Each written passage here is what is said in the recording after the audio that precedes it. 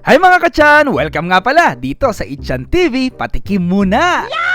Nandito nga pala tayo ngayon sa Marasigan Bakery. Nagsiserve na nga pala sila ng masasarap na tinapay since 1980. Amazing! Iba't ibang klase nga pala ang mabibili mo ditong tinapay. Kaya sure ako na hindi ka mauumay.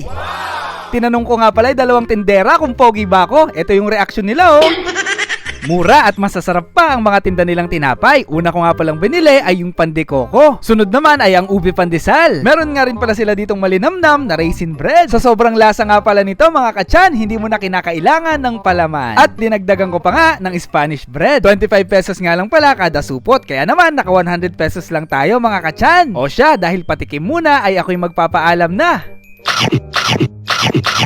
Mga kachan, abangan bukas ang full video. Maraming salamat po!